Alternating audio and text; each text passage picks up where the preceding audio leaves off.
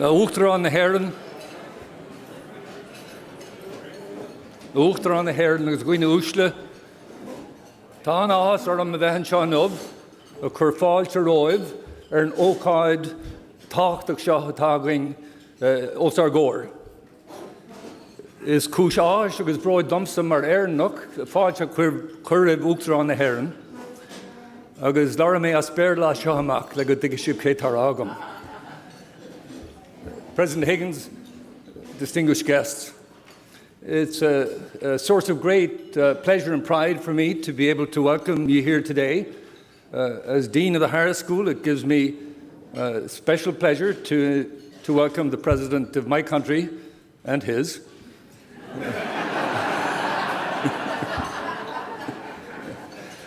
Here in my adoptive country. This is the occasion of the King Abdullah II Leadership Lecture for 2014. King Abdullah II of Jordan, for whom the series is named, was the first speaker in this series. And Ireland and Jordan have a number of characteristics in common, including their location in a troubled landscape with neighbours who have been from time to time causing us difficulty. It's a special pleasure to welcome President Higgins here to Chicago. Chicago, of course, as many of you exemplify, is a city with many Irish connections. It's a city of emigrants, and therefore a particularly appropriate place to hear from the President of Ireland. It's also a pleasure to welcome you to the University of Chicago. I think it's probably fair to say that your political views and those of the majority of my colleagues at the university are not identical. Nevertheless, the university prides itself on being a place where argument is considered the primary social activity. And therefore, from what I know of you, you would fit in there remarkably well, and perhaps when you have done with your current stint, you might like to join us there and continue the arguments. It's especially appropriate that you're here as a guest of the University of Chicago's Harris School of Public Policy, as your whole career has exemplified the combination of the academic world and the public policy world. Not all of you know that President Higgins was born in Limerick, but in fact grew up in County Clare, a county specially notable for the vigour with which it has expressed views not in the mainstream. He followed this tradition when he moved to Galway and was elected as a Teachta Dála, as a Member of Parliament for the Labour Party.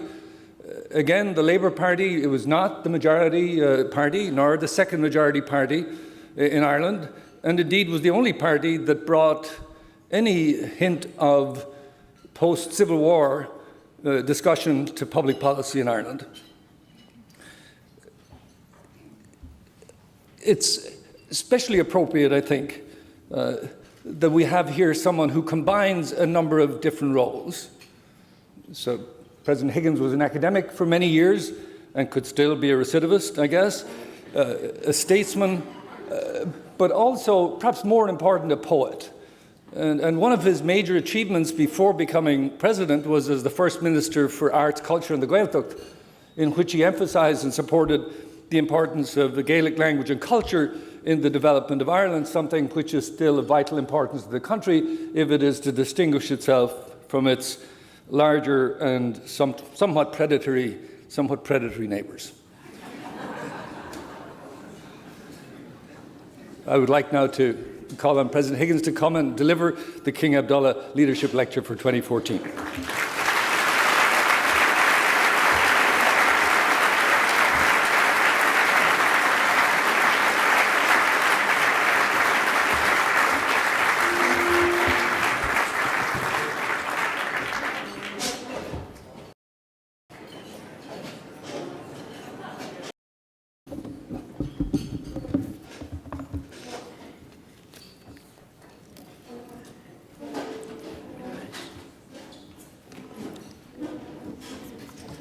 Rinne cór.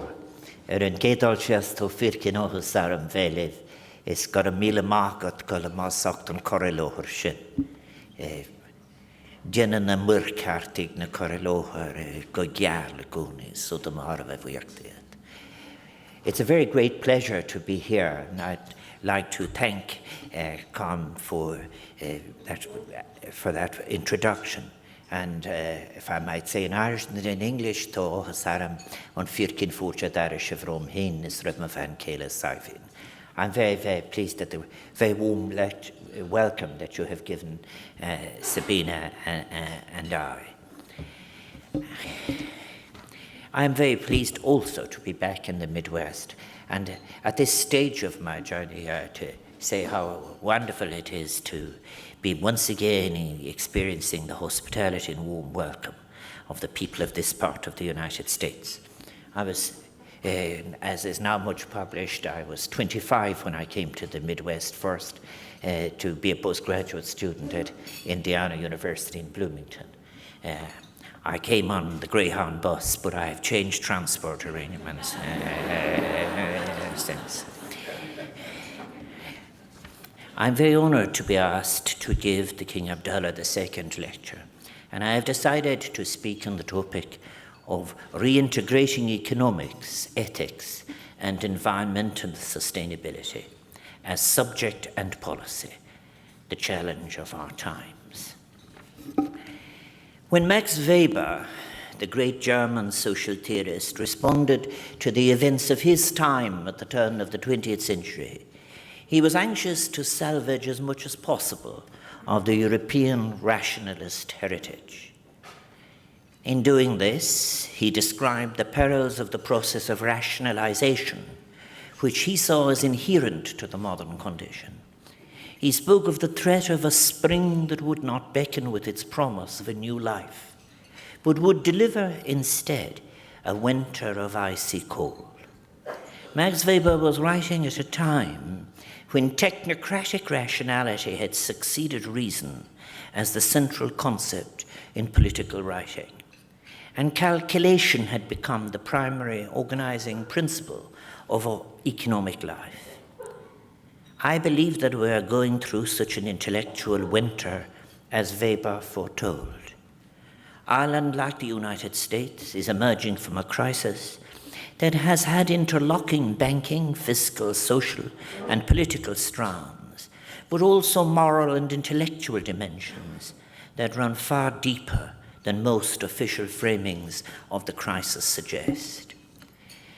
The recent economic and financial upheavals have thrown a glaring light, I believe, on the shortcomings of the intellectual tools provided by mainstream economics and its key assumption regarding the sustainability of self-regulating markets, and more particularly of largely unregulated global financial markets. This is no mere theoretical issue to be solved within the discipline of economics. As Andrew Haldane, Executive Director for Financial Stability at the Bank of England, straightforwardly put it in his preface to the University of Manchester's Post-Crash Economics Society, published last month, the power of economics is that it affects real lives in real ways. It matters. The recent crisis, whatever the order of its constitutive elements, has exacted a huge toll on the Irish people, whose ordeals I, as President, am anxious to represent. As a consequence of the need to borrow so as to finance current expenditure, and above all as a result of the blanket guarantee extended to the main Irish banks' assets and liabilities, Ireland's general government debt increased from 25% of GDP in 2007 to 124% in 2013. According to the IMF banking crisis data, built by Levin and Valencia, the fiscal cost of Ireland's banking crisis is one of the largest on record. But the human cost of the crisis is enormous. Unemployment has soared, affecting particularly the young, and leaving so many with little choice but to emigrate. Now, I'm pleased to say that at the end of last year, Ireland successfully exited the programme of financial aid provided by its troika of institutional lenders the European Central Bank, the IMF, and the European Commission. And that unemployment fell this month to 11.7%, its lowest level in 5 years. We are making progress, but have a way to go yet to provide the employment opportunities that will put an end to the departing from our shores of our highly educated and qualified youth, the most qualified cohort in the European Union. Ireland's challenge of balancing its adjustment with social cohesion, of course, is not unique. It is there in the European Union, and it is there as a global challenge. Jürgen Habermas, who has contributed to the debate on the future of Europe, and who I critiqued in the last lecture I gave, candidly expressed the character of our current crisis and the form of the price being paid. He wrote, "The mass of those who are not among the winners of globalization now has to pick up the tab for the impacts on the real economy of a predictable dysfunction of the financial system. Unlike the shareholders, they do not pay in money values, but in the hard currency of their daily existence."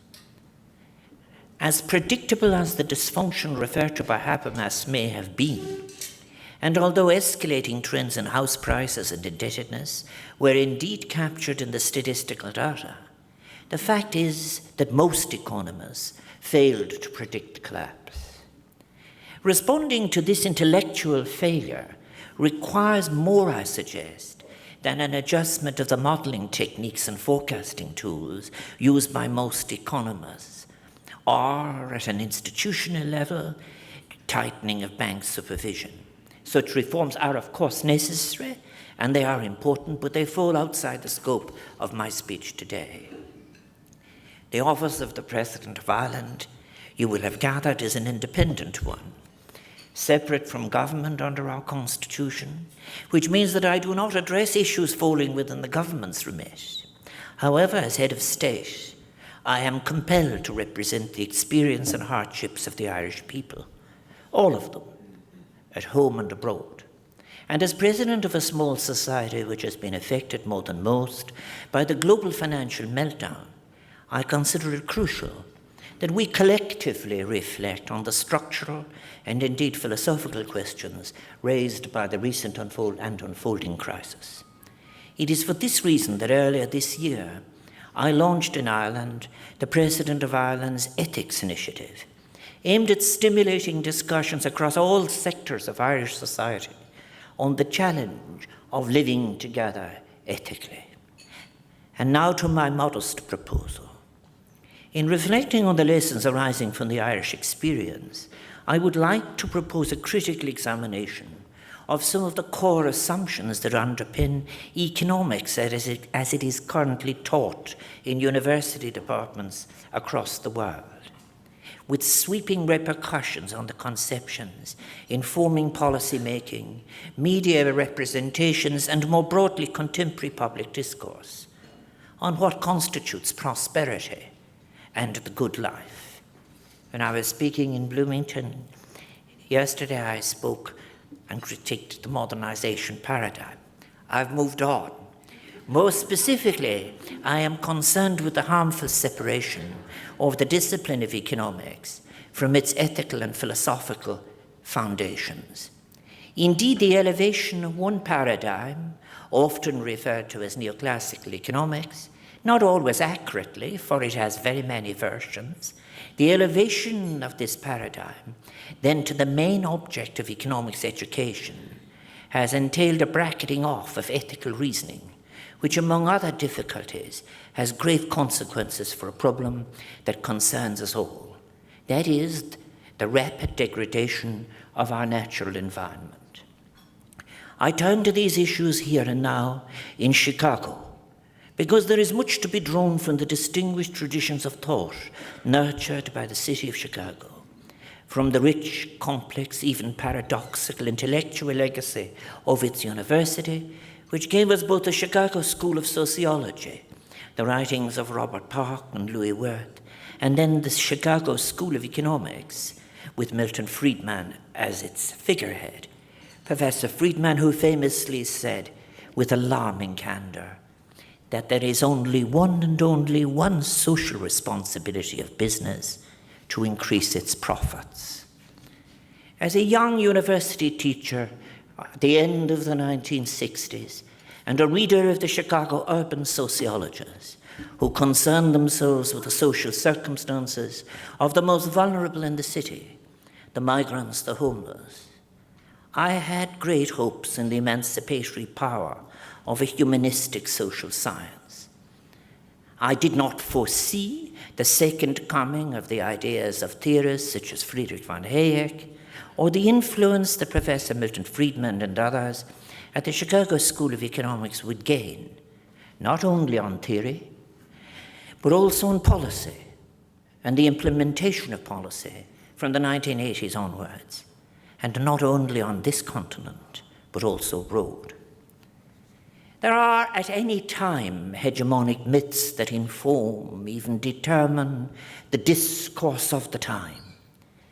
And after the fall of the Berlin Wall in 1989 and the demise of state socialism, itself a distortion of the utopian impulse, indeed a dystopia, an extraordinary hubris emerged by way of response, which led to a widespread unquestioning acceptance of the myth of the self-regulating market.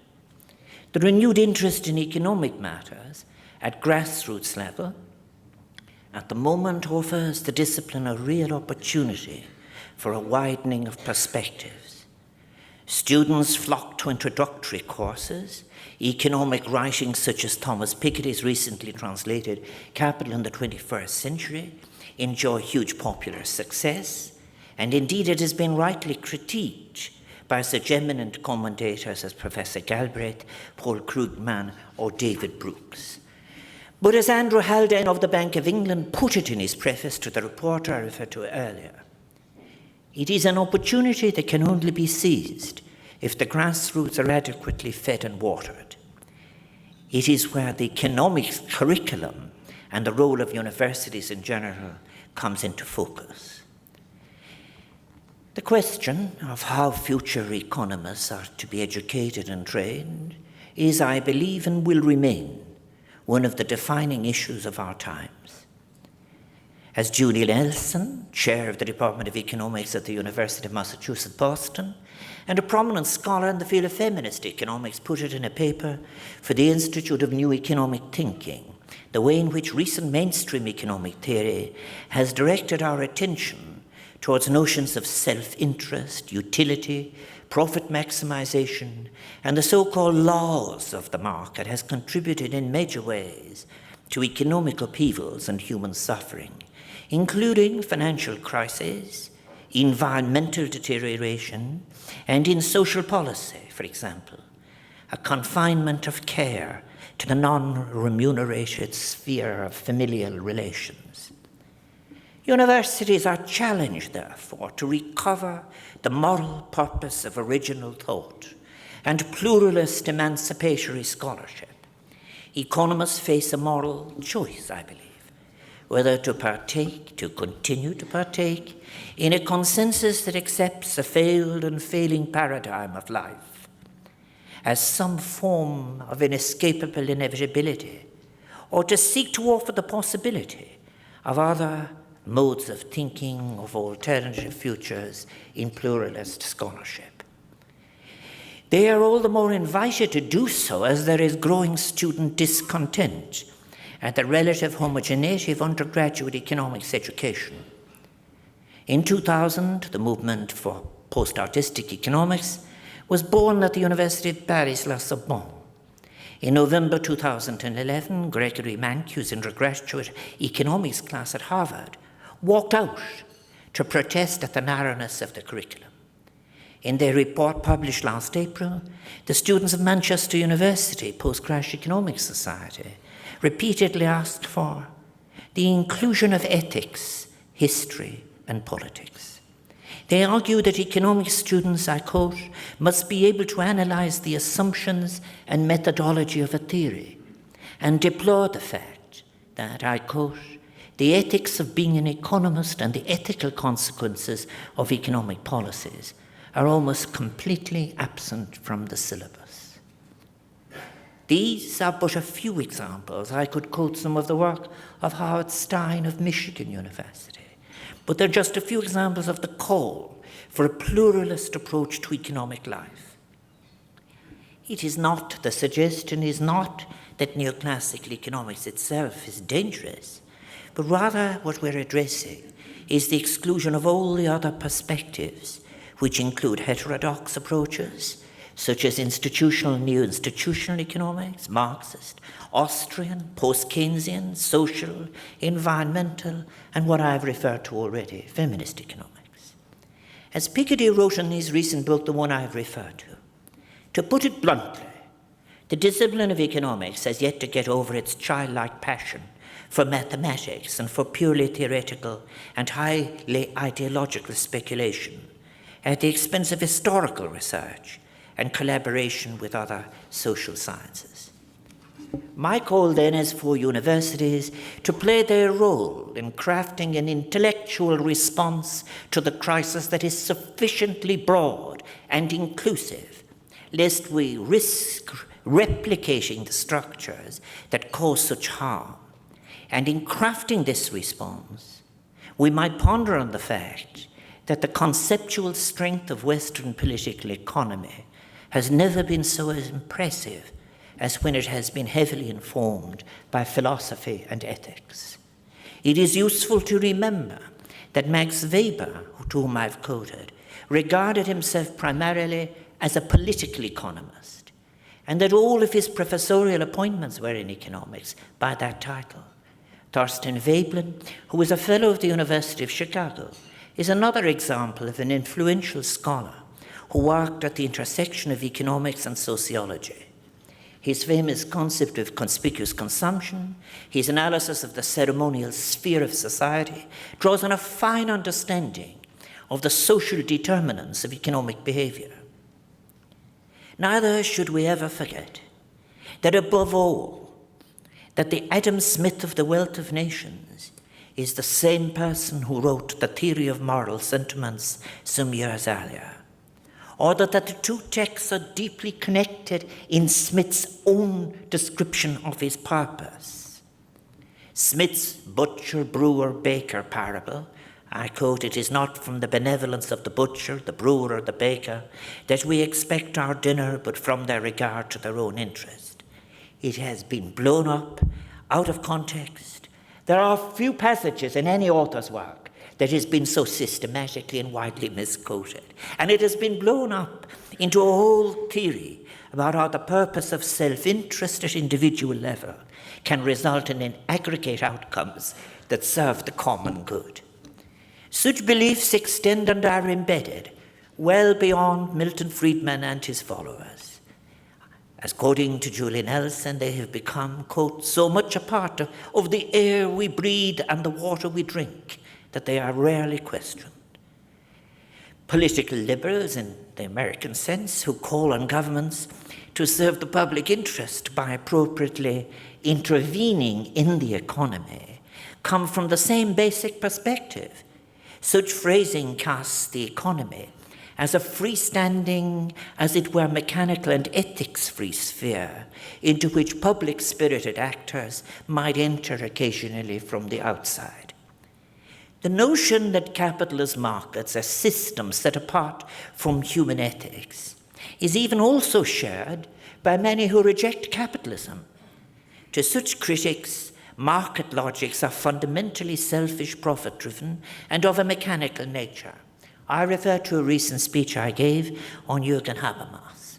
In that I outlined how the writings of Jürgen Habermas has contributed to disseminating that view through a dichotomy between what he calls life world, civil society, the world of the family, civil society and the public sphere on the one hand, and what he refers to as the other, system, the realms of the state and the economy, which he sees as governed by instrumental logics and immune to the moral normative considerations that he is applying on the civil society.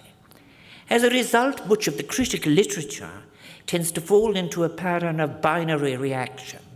Salvation is sought in a system radically different to large-scale market economics. For example, communitarian, non-monetized, and local. Frankly, such dualism is not merely insufficient, I believe, but it is unhelpful theoretically. Those who read Weber, the two Smiths of the theory of moral sentiments and the wealth of nations, or the writings of anthropologists, know very well that humans are far less calculating than the so-called Homo economicus, economic man of the contemporary textbooks. Issues of honor, integrity, purity are rarely up for sale. Businesses and markets are, in fact, social creations within which people have to cooperate and to which they bring complex values and aspirations.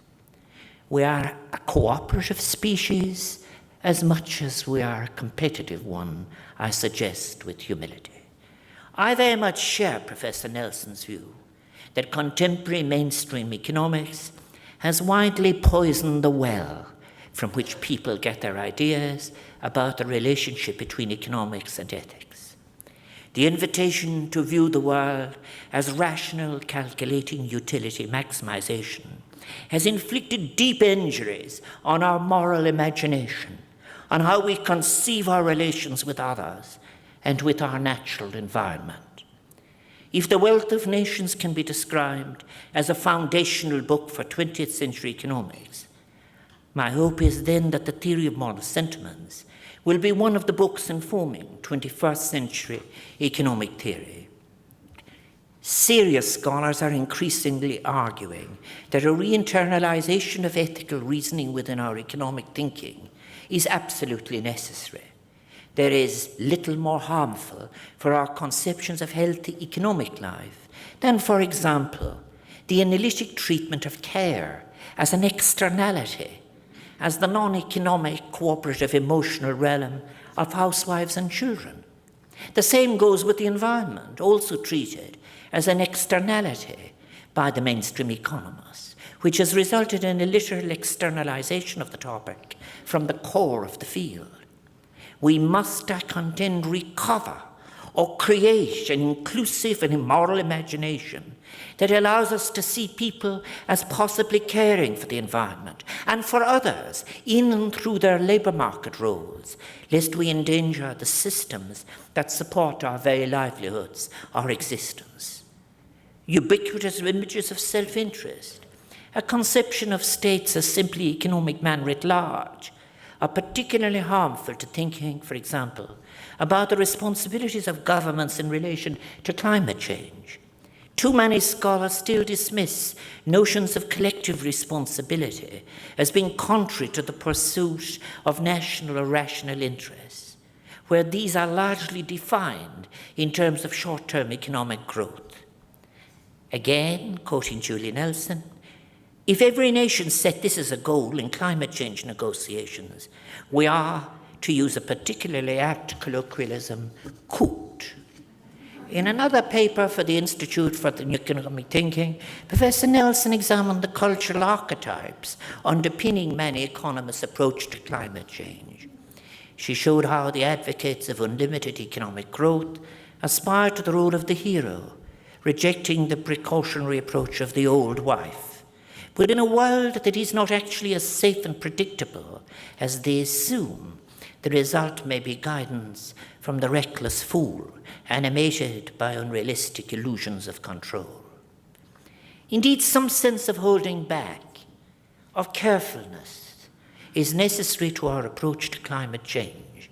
We as human species do not thoroughly understand and cannot control the multitude of complex systems that make up our full natural environment.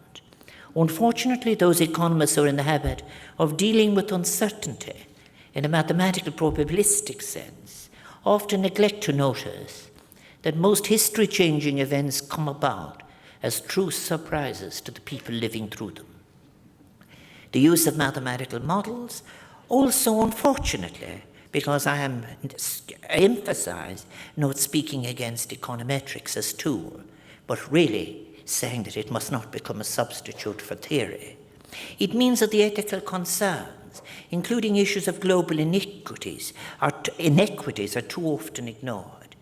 This is notably the case in an influential 2010 book, deceptively named Climate Change Justice, whose authors derive from what they call the principle of international Paretianism.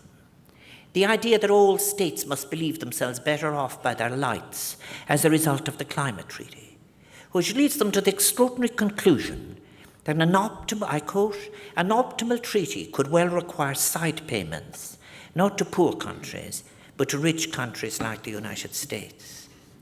We all have global responsibilities that go beyond any theory of interest. My point, then, is not to dismiss the concerns and methods of contemporary mainstream economics, but to advocate for their reintegration with ethics. It is necessary, I believe, to overcome simplistic trade-off presentations in which the environment is modelled as a consumer good, in order instead to think of economics as being about how societies organise themselves to support human life and its flourishing.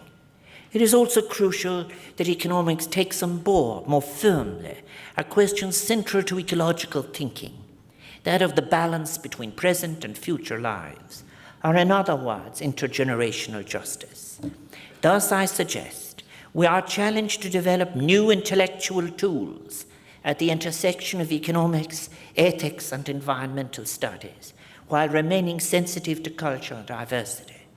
In that respect, the UNESCO Climate Change Initiative offers stimulating possibilities, inviting us as it does to realize that economies, even capitalist ones, are actually part of societies and deeply entwined and co-constituted with public regulation, cultural beliefs, and social and ethical practices.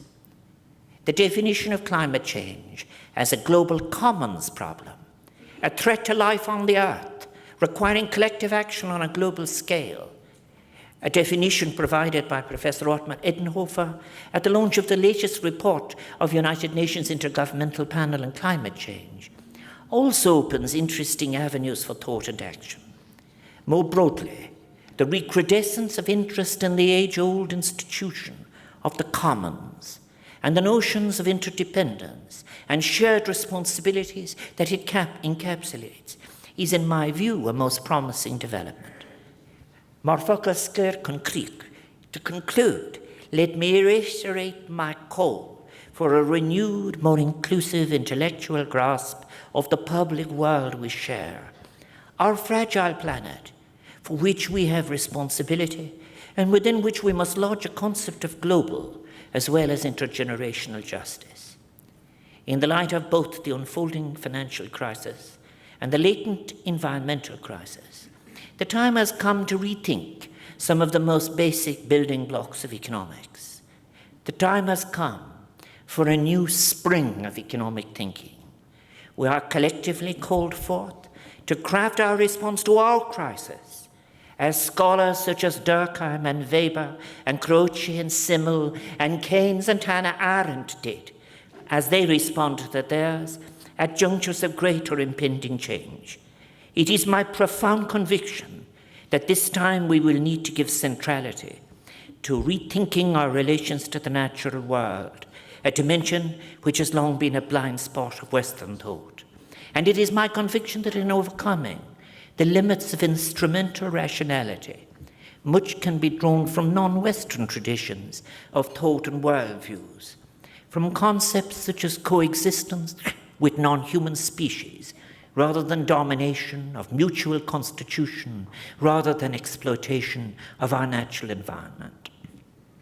The current crisis, it can be seen then both as the result of a large intellectual failure and as an opportunity not to be missed, an invitation to revisit the sites of rich scholarship in all their diversity and promise, a call to develop new fields of knowledge, to forge new paradigms for thought and action. And in that regard, there is little more pressing than the need to provide new ideas linking economics, ethics, and environmental sustainability. Thank you for your attention. Garamila Market.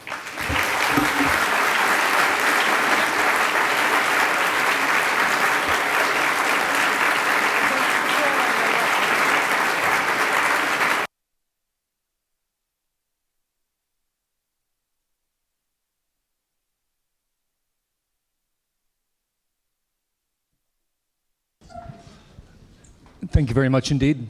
President Higgins, it was a great pleasure to hear so many of the fond beliefs of most of the people I know taken on.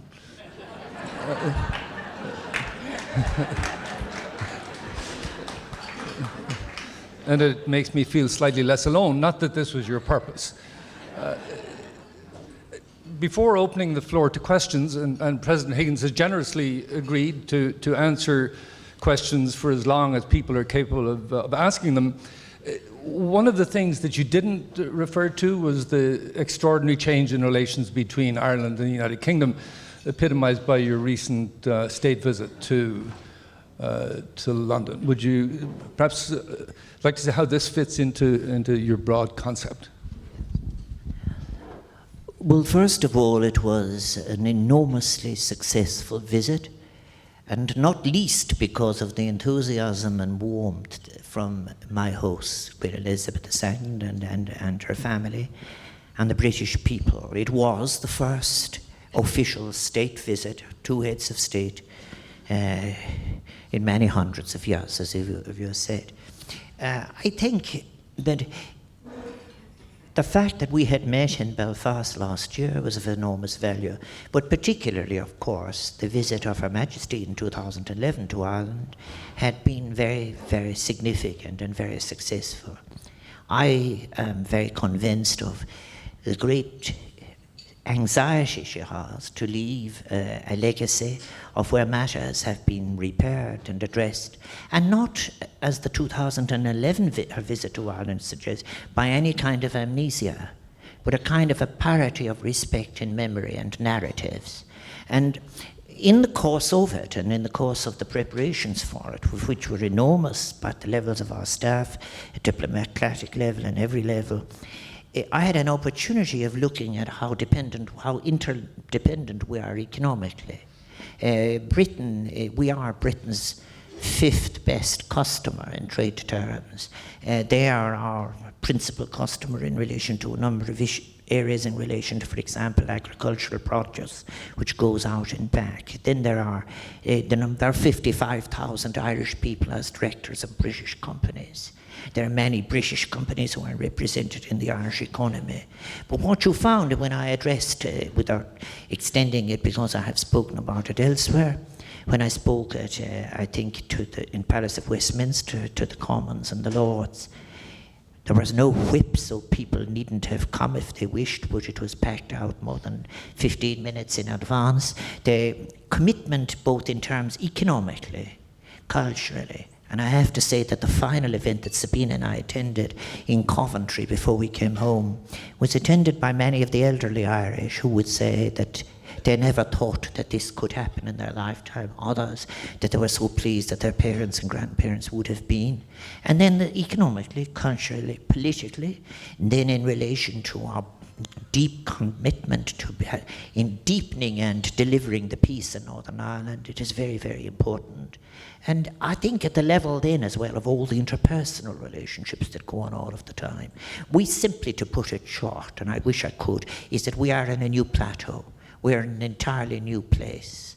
And then I think as well as that, in relation to negotiating the transatlantic relationship, let me say that we wouldn't be at that parity of respect in terms of narratives or relations if it wasn't known that the great diaspora that had been created by Ireland, and particularly in the United States, was always there to speak about the importance of Ireland's integrity and its independence and its peace process.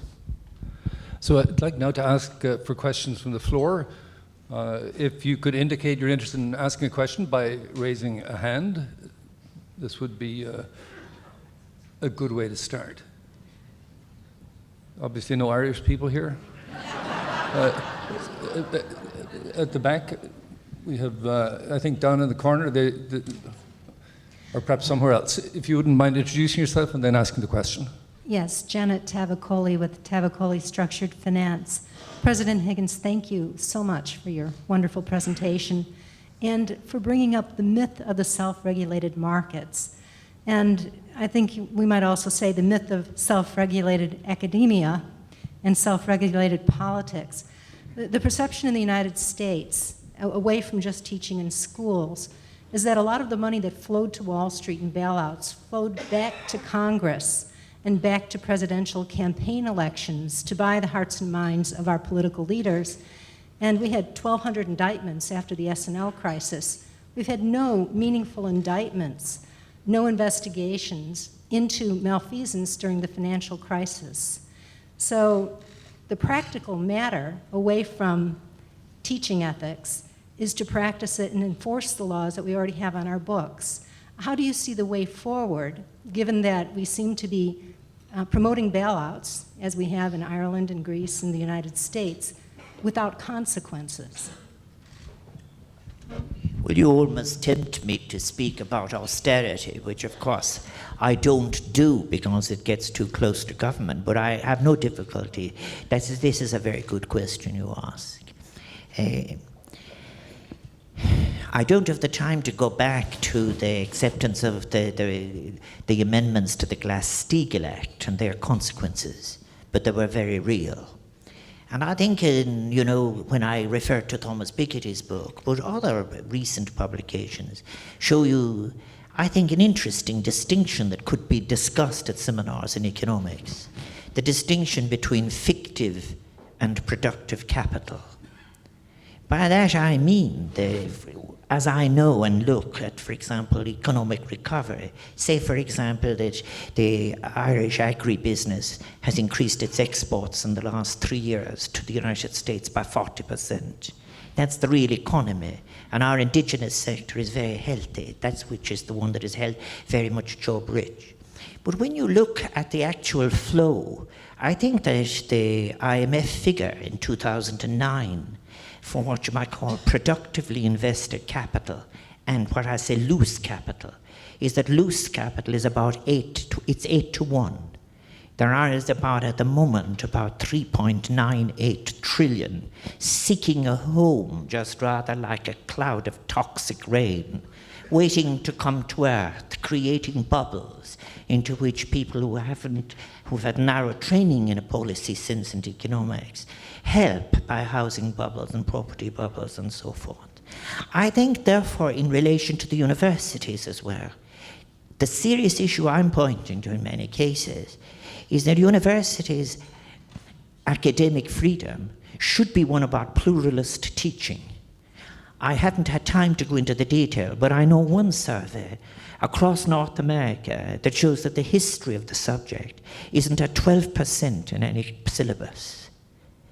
Therefore, what you're getting, in a way, there were people like this in medieval times who had a view of how nature and whether the sun went round the earth or the other way around. The fact of the matter is that you pay a heavy price when you don't teach in a pluralistic way. You note I didn't, for example, dream of condemning neoclassical economics, and I actually referred to the diversity that is there within it. And I also know, for example, the difference between the famous row between Friedrich von Hayek and Milton Friedman. But I make the case, if you like, for teaching all of the models. If you're hiring someone in a policy sense, and the universities made a dreadful mistake, frankly, in the other way that you're suggesting, was by in fact actually bending to a neo-utilitarian model that would prevent them from teaching pluralistically. And their students are telling them that. I meet many, many young people. I had a great consultation last year. And they're full of ethical impulse in relation to what they want. And they're entitled to that kind of scholarship. So therefore, when the paradigm fails, let's just not be condemnatory. Let's just move on. But it would be very difficult to move on if the promotional system within the academy is going to be dependent on a particular use of set of instruments or loyalty to a particular theory and so forth. I don't want to be cross about all of this. I simply say I was a university teacher, the only member of my family who went to the third level. It was a great honor and privilege. To meet students is a great, great, wonderful gift in a way.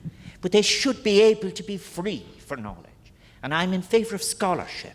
And I believe that people, for example, who taught in that narrow way, they went on, many of them, to be stridently demand that they be the sole sources of policy. And then they exported that, often with human rights consequences, as I know, I'm afraid, very directly.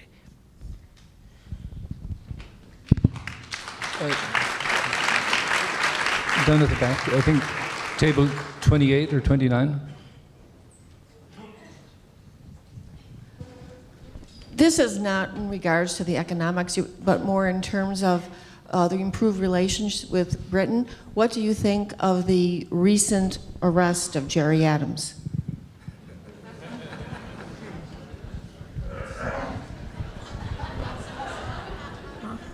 I think it was inevitable that you would ask me that question.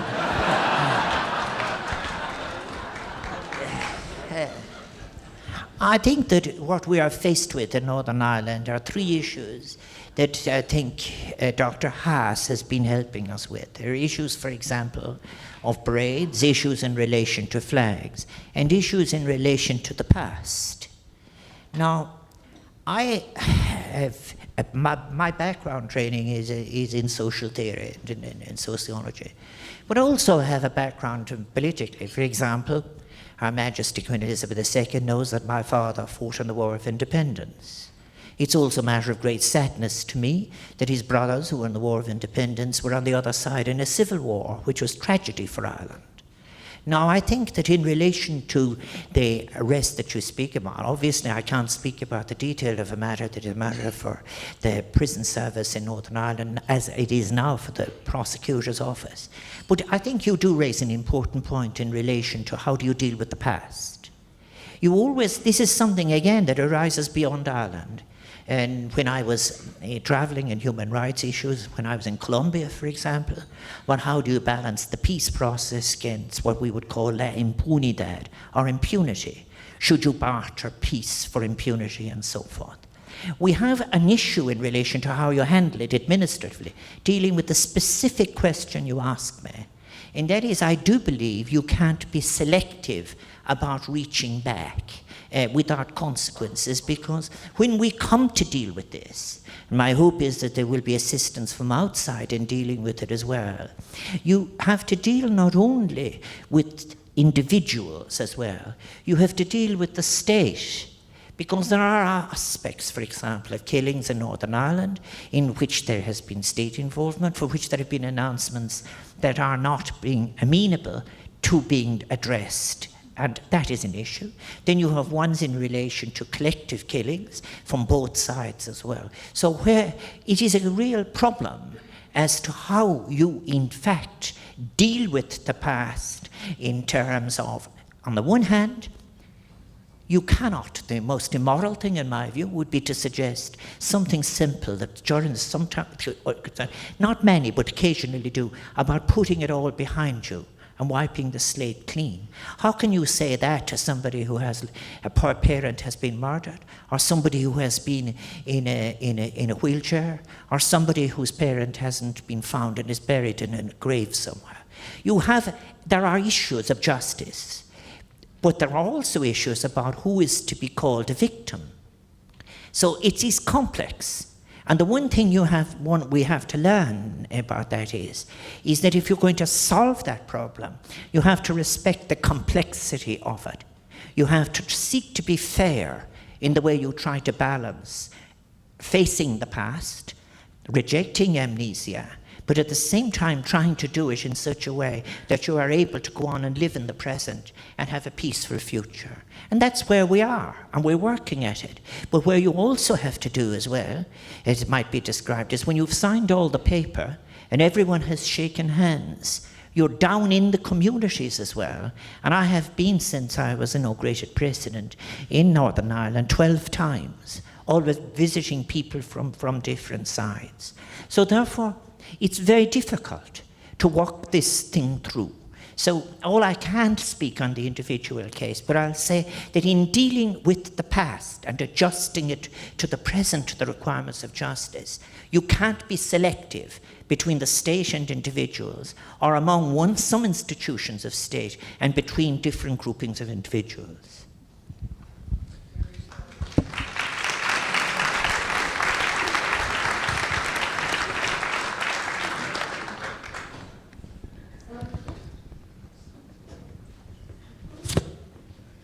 President Higgins, you mentioned the regulation of banks, the currently self-regulated banks. with that, the devil is often in the details. Are there one or two particular alternatives that you see that would have significant moral implications? Well, I can't talk about a particular bank, but no,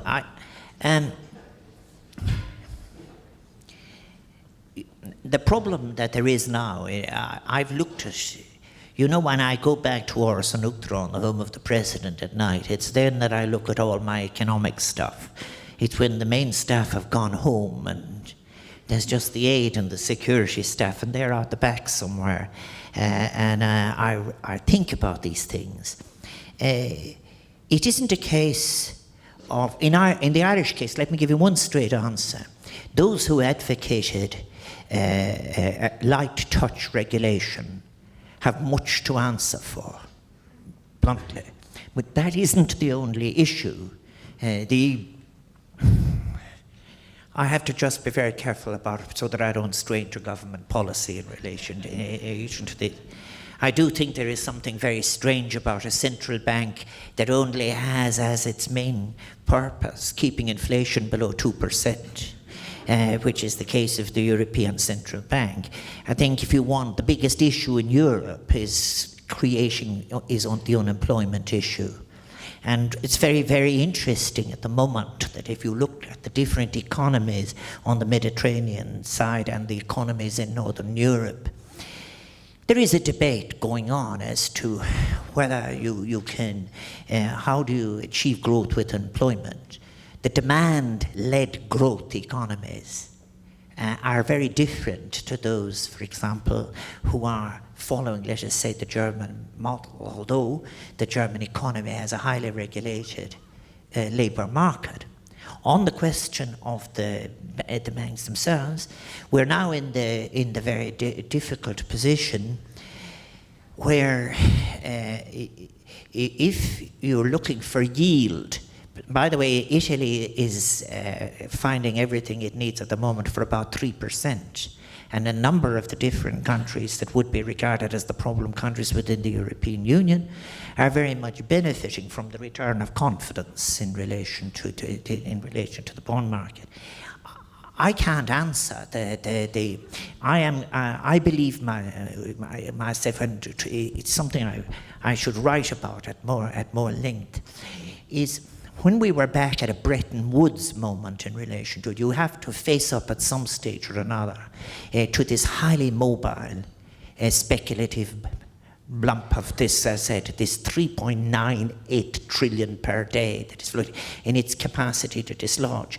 Maybe what I meant by the regulation, to be more direct about it in a way, is that if you take after the Glass-Steagall Amendment moment, when you see this new product, remember Greenspan himself is saying the market is screaming for product.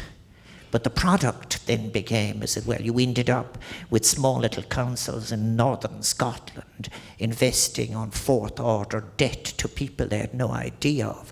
So that was absolutely irresponsible, but the assumption was that you had an infinite expansion. And you have to just submit that model of growth to test and decide what.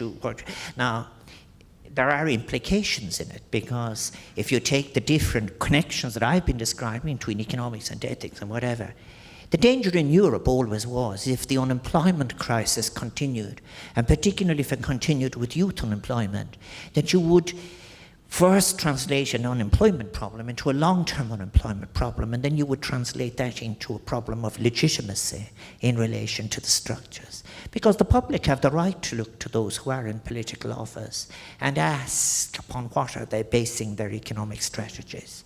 I believe we're in a moment of great change anyway, globally.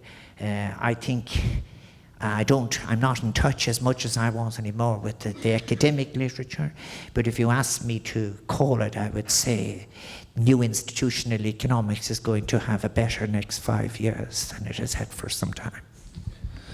I noticed that I made the error of not following what President Higgins was saying and taking all of the questions from what I will loosely call the left wing. And therefore, I'm going to turn our attention to the right wing, loosely described, stage right. And a question from back there. Hi there, I'm Patrick Boyle with Milwaukee Irish Fest. Thank you so much. We're honored by your presence here today. How has the economic crisis affected the Irish culture, and then specifically the Gaeltacht communities to the west?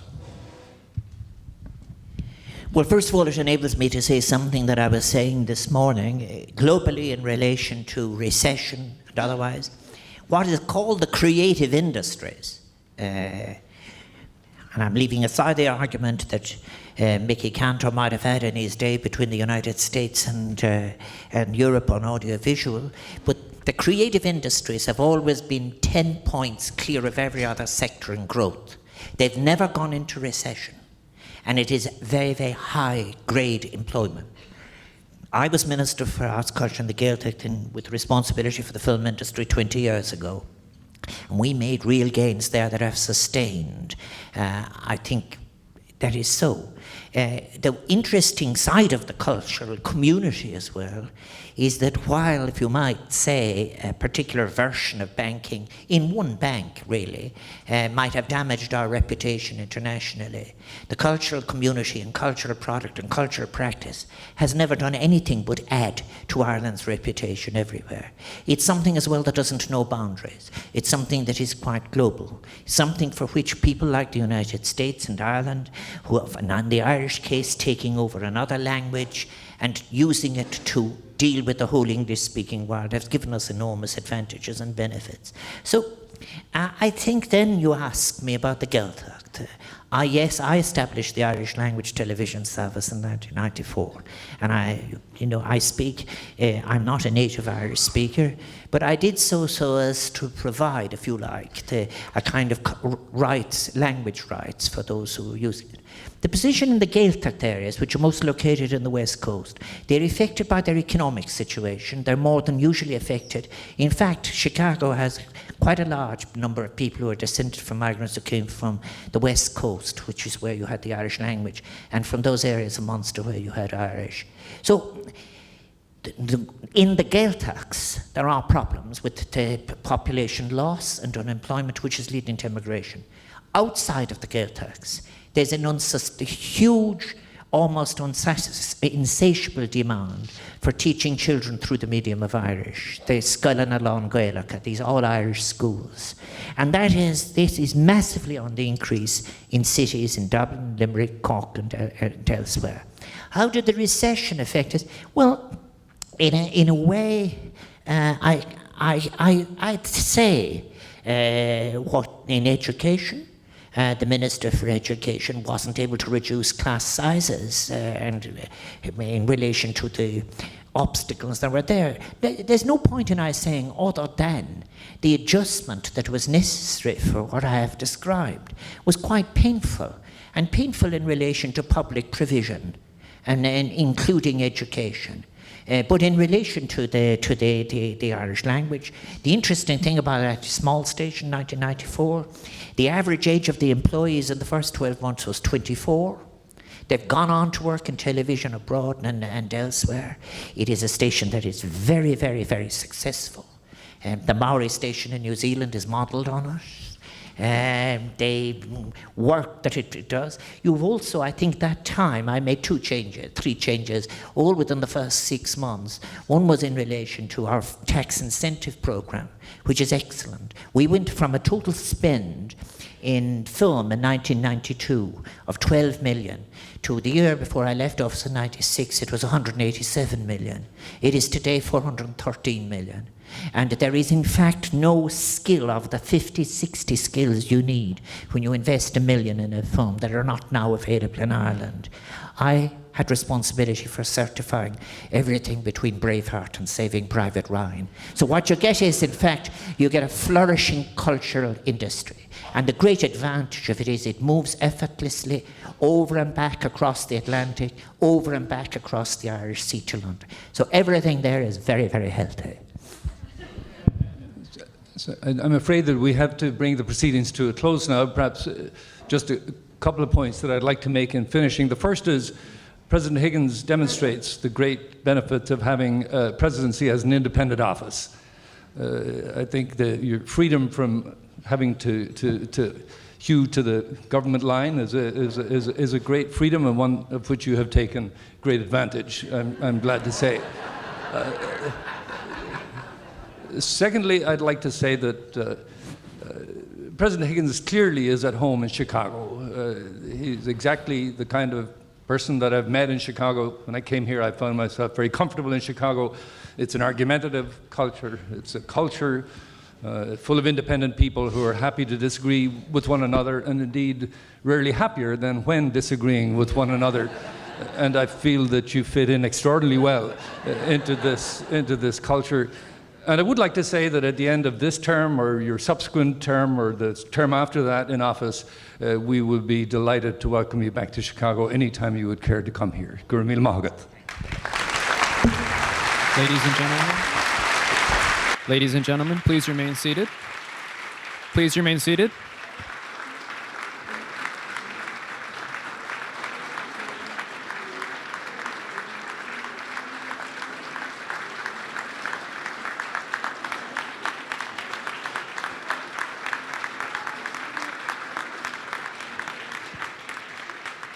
Ladies and gentlemen, please remain at your seats until the President has left.